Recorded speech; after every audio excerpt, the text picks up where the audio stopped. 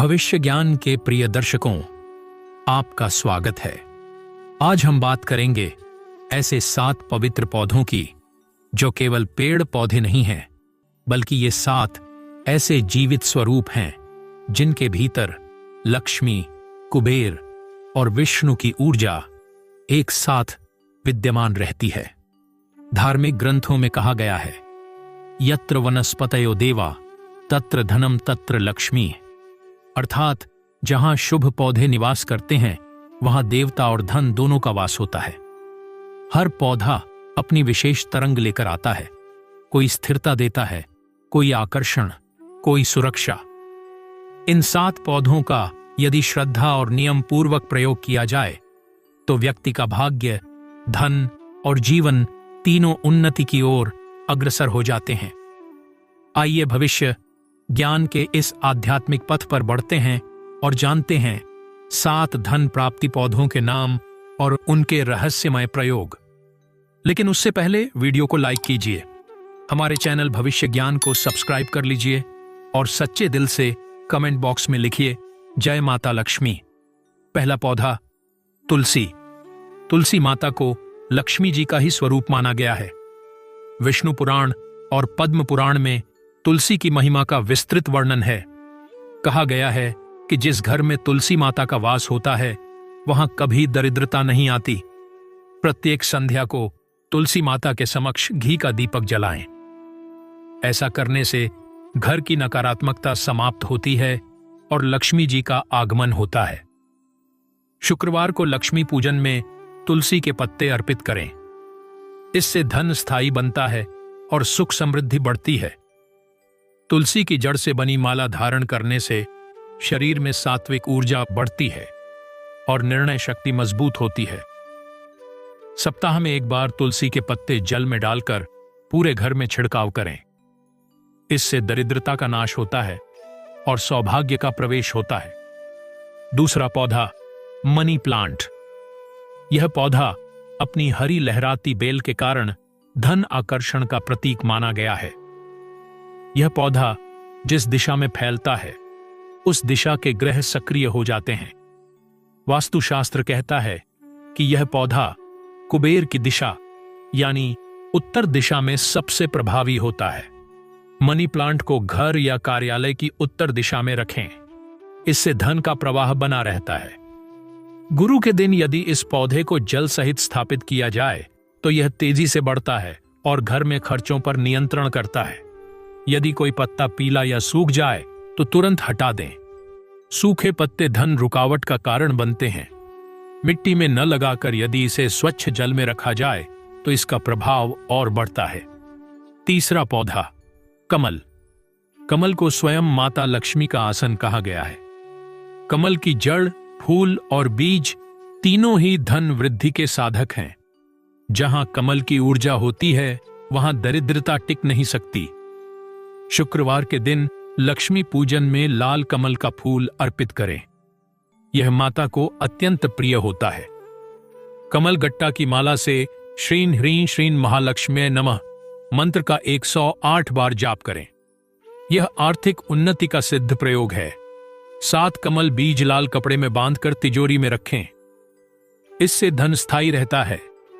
शुक्रवार को कमल की पंखुड़ियों वाला जल स्नान करने से नकारात्मकता दूर होती है।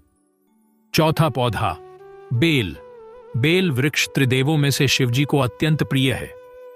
बेल वृक्ष जहां भी होता है वहां पितृदोष और ग्रह दोष दोनों समाप्त हो जाते हैं। यह स्थायी धन और संतुलन का दाता है। शिवलिंग पर बेलपत्र चढ़ाएं और ओम नमः शिवाय का जाप करें। यह कुबेर की कृपा का मार्ग खोलता है। शनिवार की संध्या को बेल वृक्ष के नीचे सरसों के तेल का दीपक जलाएं। यह धन मार्ग की बाधाएं समाप्त करता है। 3 पत्तों वाले सूखे बेल पत्र को लाल धागे में बांधकर तिजोरी में रखें। यह ताबीज धन की रक्षा करता है। कार्तिक माह के किसी सोमवार को बेल वृक्ष की जड़ में जल अर्पित करें। इससे ऋण मुक्ति होती है। 5वां पौधा आंवला। आंवला वृक्ष को विष्णु प्रिय माना गया है। इस वृक्ष के नीचे पूजन करने से विष्णु और लक्ष्मी दोनों की कृपा एक साथ प्राप्त होती है।